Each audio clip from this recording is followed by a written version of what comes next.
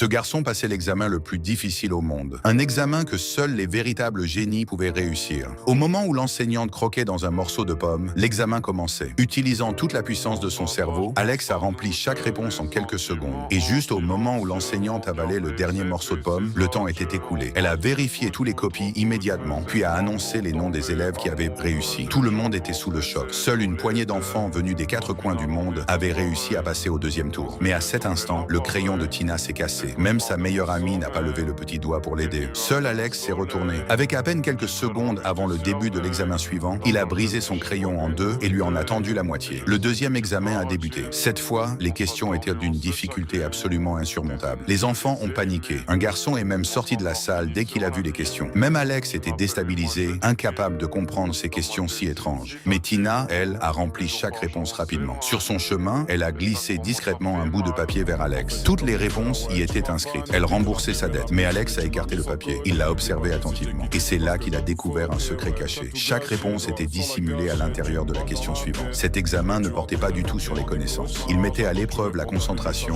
et l'observation. Quand la professeure a annoncé les résultats, le jeune génie avait réussi une fois de plus. Il ne restait désormais que 5 enfants pour le troisième et dernier tour. Cette fois, il n'y avait aucune question. Il devait traverser toute la pièce sans toucher aucune case noire ou blanche sur le sol. Une fille s'est écriée « C'est impossible ». La professeure l'a immédiatement éliminé. Une autre fille s'est avancée, a sorti une corde, l'a attachée à la poignée de la porte de l'autre côté et s'est accrochée avec précaution pour atteindre l'autre bout. Ensuite, un garçon rapide et athlétique a traversé la pièce comme Spider-Man, sautant parfaitement d'un point à l'autre. Puis un garçon avec des lunettes, ne pouvant pas poser les pieds au sol, a progressé en s'appuyant sur ses épaules et ses genoux jusqu'à l'autre côté. Enfin, c'était le tour d'Alex. Il a réfléchi un instant, puis a traversé tranquillement la pièce en marchant les pieds bien à plat sur le sol. Tout le monde était stupéfait. Comment a-t-il réussi? Alex a souri et a expliqué « Les dalles sont plus longues que larges, ce qui les rend rectangulaires. La règle disait de ne pas toucher les carrés noirs et blancs, mais marcher sur les rectangles était autorisé. Et c'est ainsi que le génie a marché droit vers la victoire. Mets ton drapeau en commentaire si toi aussi, tu crois que la vraie intelligence ne consiste pas à accumuler des connaissances, mais à voir ce que les autres ne regardent pas.